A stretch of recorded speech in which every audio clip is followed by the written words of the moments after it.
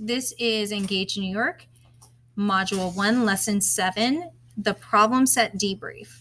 So when we're rounding to the hundredths, we're going to start at 3.1, which is 3.10, and we're going to be rounding to the hundredths.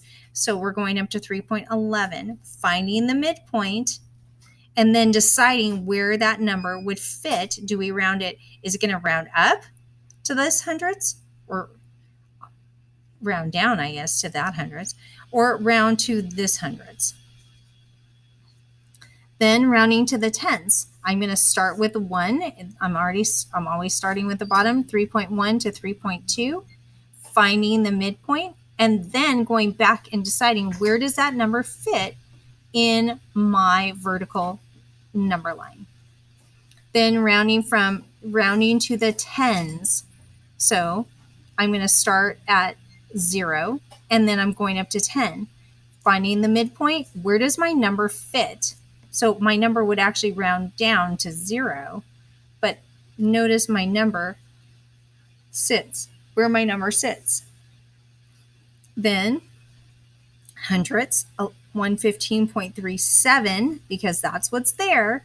And then I would round, then what am I going to round up to? 15, or round down to actually, 15.38, finding the midpoint, and then putting that number, would my number round up or down? For the ones, going to the ones, I'm starting with 115, going to 116. What is the midpoint? Finding the place where my number, this number, fits on the number line. Does it round down? Does it round up? Then rounding to the tens. The tens, I'm going to start with 110 up to 120. Finding the midpoint, where does that number fit on my vertical number line? Then we have 0.994. So if I'm rounding to the hundredths, I have to go to the hundredths. It's 0.99, going up to 1. Because if you added 10, it would roll up to 1. Finding the midpoint, then taking my number and deciding, is it above the midpoint or below the midpoint? Rounding to the tenths, looking at the tenths, 0.9 and up to 1.0.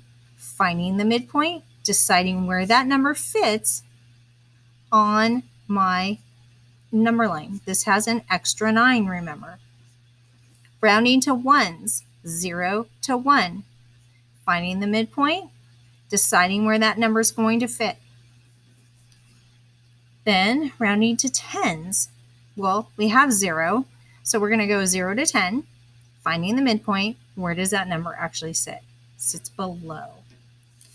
Then for the international throwing circle, the open international competition, the throwing circle in the men's shot put, how would you round this to the nearest hundredths?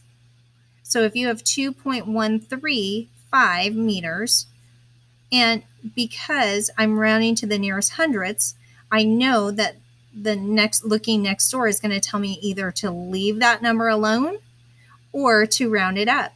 Because that's a 5 and it's 5 or greater, my number changes and goes up. So rounding to the nearest hundredths is going to be 2.140.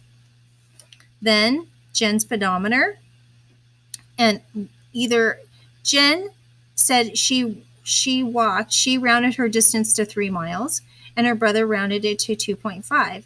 When they argued about it, their mom said they're both right. What do you think? How would you explain it? Well, they both could be right based on one was rounding to the nearest whole number, and the other was rounding to the nearest tenths. So 2.549 miles could absolutely roll up to 3 miles. Then if you're rounding to the nearest tenth, this is going to remain the same because this is lower than 5. It's 4 below, the number remains the same, so 2.5 miles. So that is the debrief.